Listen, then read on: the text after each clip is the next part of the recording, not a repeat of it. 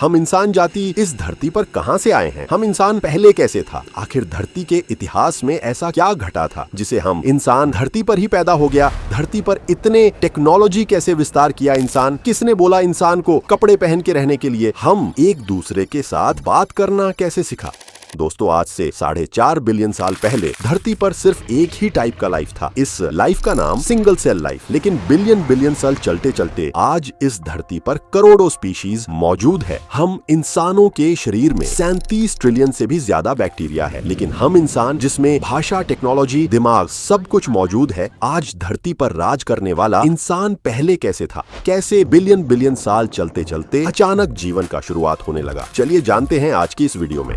हमारी धरती पर 3.5 बिलियन साल पहले अचानक तरीके से लाइफ शुरुआत हुआ। इससे पहले पूरा धरती पर कोई लाइफ का नामो निशान तक नहीं था। यानी इससे आगे पूरा 1 बिलियन साल तक पूरा धरती एकदम खाली था। तब धरती में कॉन्शियसनेस पैदा ही नहीं हुई थी। पहले 1 बिलियन साल तक धरती अनकॉन्शियस थी। यानी मान सकते हो उस 1 बिलियन साल तक ये धरती बेहोश था। लेकिन आज से 3.5 बिलियन साल पहले कुछ ऐसा हुआ। धरती पर एक ग्रेटेस्ट शो अचानक इधर उधर से तैयार हो गया था। उस शो का नाम है इवोल्यूशन। जब से इवोल्यूशन शुरू हुआ तब से लेकर आज तक प्राकृतिक आपदाएं हमेशा से इवोल्यूशन की दुश्मन है। और यही कारण है कि 5 बार प्रलय ने लाइफ या इवोल्यूशन को खत्म करने की कोशिश की, लेकिन कुछ उखाड़ नहीं पाया। लाइफ और तेजी से सरवाइव करता गया। सिर्फ सरवाइव तक ही नहीं बल्कि तरक्की करके अलग अलग जानवर के रूप में विकसित होकर आया। लाइफ की शुरुआत सिंगल सेल बैक्टीरिया जैसे सबसे सिंपल फॉर्म से हुई और समय के साथ प्रकृति ने इसे धीरे धीरे कॉम्प्लेक्स बनाना शुरू किया। बिलियन सालों से लाइफ समुद्र से भूमि पर और भूमि से आसमान तक कदम रखने लगी। और इन बिलियन सालों तक इंसान का कोई नाम और निशान तक धरती पर नहीं था। आज से 65 मिलियन साल पहले डायनासोर्स के जैसे प्राणियों का भी खत्म हो गया था। डायनासोर्स के युग का अंत होने के बाद धरती पर मैमल्स का राज होना बाकी था। और वही मैमल्स स्तनधारियों का पूर्वज है। और ये मैमल्स भी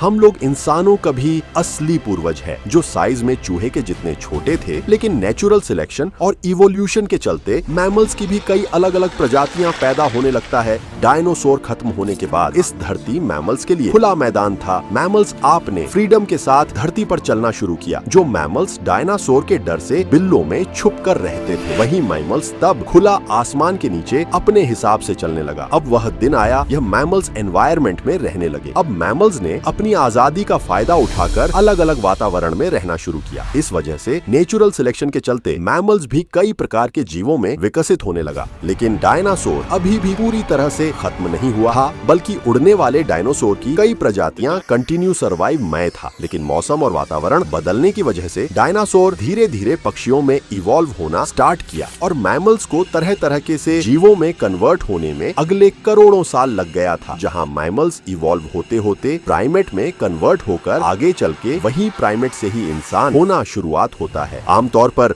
हम सभी लोग प्राकृतिक घटनाओं से डरते हैं। लेकिन आज से 70 लाख साल पहले एक ऐसी प्राकृतिक घटना हुआ था जिसके लिए पूरा इंसान जाति प्रकृति के शुक्रगुजार है, क्योंकि आइस एज की उस घटना ने इन प्राइमेट को मजबूर किया अपने पैरों पर खड़े होने के लिए। ये इंसान बनने का सबसे पहला कदम था। इसी के साथ उस समय अफ्रीका में पैदा हुए ऊंचे ऊंचे पहाड़ों की वजह से अफ्रीका के ह्यूमिडिटी भरे जंगल धीरे धीरे सूखे और ठंडे पड़ने लगा था। ऐसे में पेड़ों पर कूदने फांद वाले प्राइमेट के लिए एक बड़ी परेशानी था। तब बड़े पेड़ों की संख्या कम होने लगी और उनकी जगह घास ने ले ली। अब नेचर इस चंगेज ने इन प्राइमेट को मजबूर किया पैरों पर चलने के लिए, ताकि प्राइमेट आसानी से दूर तक देखकर खाने की तलाश कर सके। और यह प्रजाति बंदरों से अलग होकर होमिनिड प्रजाति में कन्वर्ट हो गया। मान सकते हो यहाँ से ही नेचर ने इंसान का बीज बोना शुरू कर दिया था। लेकिन इसकी फसल उगने में अगले 70 लाख साल बाकी थे। होमिनिड के अलग होके सबसे पहले इवॉल्व होकर जो स्पीशीज आया, इसका नाम था सहेलांथ्रोपस। सहेलांथ्रोपस दिखने में बंदरों जैसी ही फीलिंग आती थी, लेकिन बदलते एनवायरनमेंट ने इस फीलिंग को भी बदल देता है।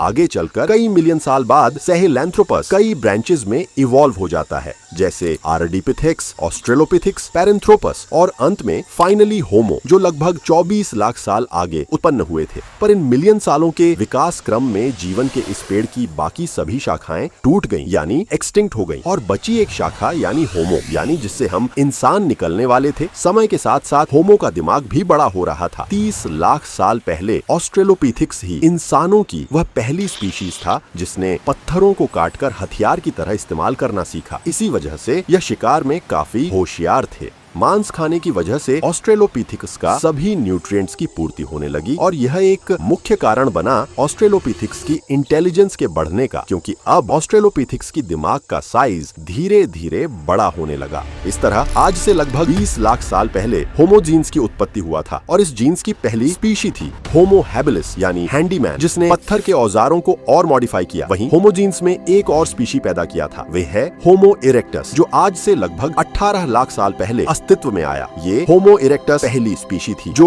डायरेक्ट 2 पैरों पर सीधा खड़े रह सकता था। अपने पैरों पर खड़े होकर होमो इरेक्टस ने नेचर की जिम्मेदारी को संभालना स्टार्ट किया और होमो इरेक्टस ने सबसे पहले आग को कंट्रोल करना सीखा, यानी हम बोल सकते हैं आग का आविष्कार आज से 18 लाख साल पहले हुआ था। दोस्तों, वैज्ञानिकों के अनुसार यह पॉसिबल हो सकता है कि प्राकृतिक घटनाओं जैसे बिजली कड़कना या साधारण घटनाएं जैसे चकमक पत्थर का नेचुरली आपस में टकराना, जिसे देखकर एक क्यूरियोसिटी जगता था कि आखिर ये नई चकमक चीज क्या है। अब इवोल्यूशन के दौरान दिमाग तो होमो इरेक्टस का बड़ा होता जा रहा था, इसलिए होमो इरेक्टस का क्यूरियोसिटी भी बढ़ते जा रहा था। होमो इरेक्टस के लिए दूसरा जानवरों का शिकार करना या उससे बचने के लिए एक नई हथियार मिल गई थी और यह हथियार है आग। जानवर जो आग से डरते हैं और इसके प्रयोग से होमो इरेक्टस को एक एडवांटेज मिला कि वह आग का प्रयोग कर खाना भी पका सकता है और जानवरों को भगा भी सकता है। आग से पके हुए मांस को खाने से होमो इरेक्टस का शरीर मांस को सही से पचा सकता था। इस वजह से होमो इरेक्टस का दिमाग और अधिक विकसित होने लगा। अब यही ट्रेंड बाकी होमो स्पीशीज ने भी कॉपी करने लगा और उसे यूज लेने लगे, जिससे बाकी इंसानों की स्पीशी का भी दिमाग विकसित होने लगा। ऐसे करके इवोल्यूशन के चलते 3 लाख साल पहले हमारे धरती पर और 2 सबसे बुद्धिमान स्पीशीज पैदा होती है। एक है होमो निएंडरथालेंसिस और दूसरा है होमो सेपियंस। आज से लगभग 1 लाख साल पहले इस समय इंसानों की स्पीशीज ने एक बड़ा फैसला लिया। ये स्पीशीज तब सिर्फ साउथ अफ्रीका में ही रहता था। ये स्पीशीज साउथ अफ्रीका से माइग्रेट करके धरती के अलग अलग इलाकों पर जाकर रहने लगा। नए इलाकों में जाने पर स्पीशीज के सामने नया नया चैलेंज का मुकाबला करने लगा, जैसे नई क्लाइमेट कंडीशन और खुखार जानवर वगैरह वगैरह।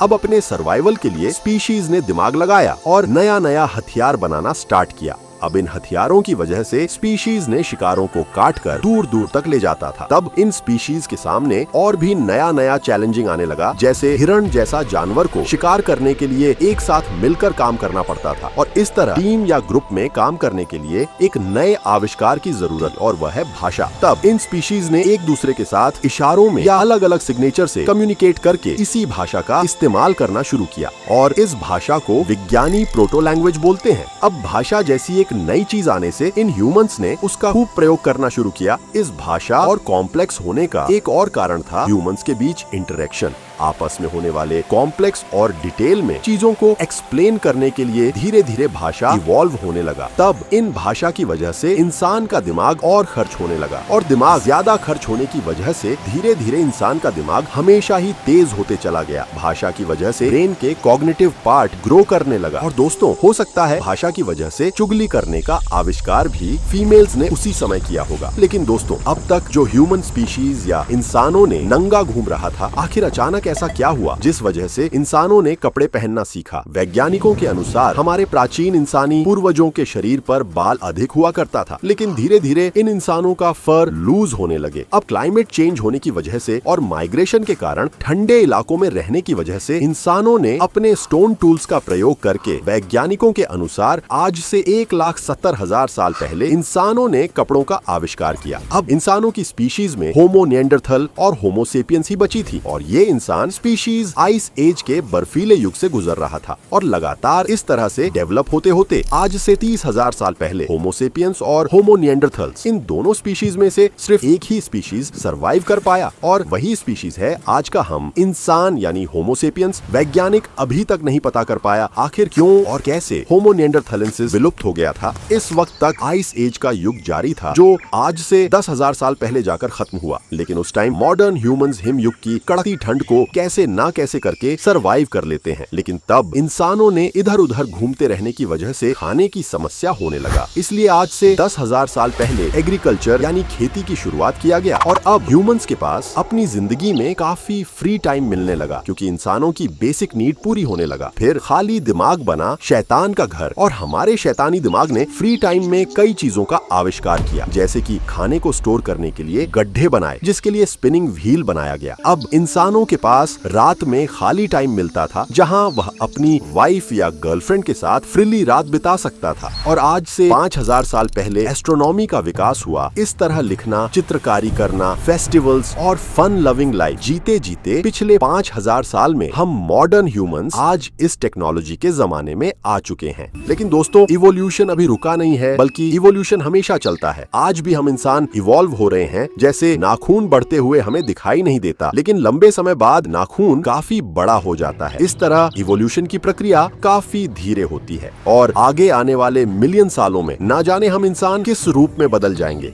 आज हम ऐसी कई परिस्थितियों से गुजर रहे हैं जो हमें लगातार शेप कर रही है। ऐसा भी हो सकता है हम इंसानों की और भी कई विचित्र प्रजातियां बन सकते हैं। आज हम जीवन के लंबे इतिहास को जानकर पता लगाया कि किस तरह जीवों का विकास हुआ, लेकिन अभी भी एक सवाल का जवाब वैज्ञानिक ने नहीं निकल पाया, और ये है आखिरकार लाइफ की शुरुआत कैसे हुई, किसने धरती के गर्भ में लाइफ का बीज बोया। और यही है दुनिया का सबसे बड़ा इम्पोर्टेंट और सबसे बड़ा अननोन रहस्य। लेकिन कुछ वैज्ञानिकों के अनुसार 4 अरब साल पहले लाखों एस्टेरॉइड की वर्षा की वजह से इन एस्टेरॉइड्स के साथ एमिनो एसिड मॉलिक्यूल के रूप में लाइफ भी अपने सूक्ष्म रूप में धरती पर आ गया। लेकिन यह बात सच है तो ये सवाल उठता है कि हमारी जैसे ही लाइफ किसी दूसरे ग्रह पर भी इन्हीं एमिनो एसिड मॉलिक्यूल से क्यों नहीं आ सकती। आखिर आज धरती पर ही इंसान क्यों है, दूसरे ग्रहों पर हमें कोई लाइफ क्यों नहीं मिला। इस बारे में आपका क्या बात है, कमेंट सेक्शन पे लिखकर बता दीजिए।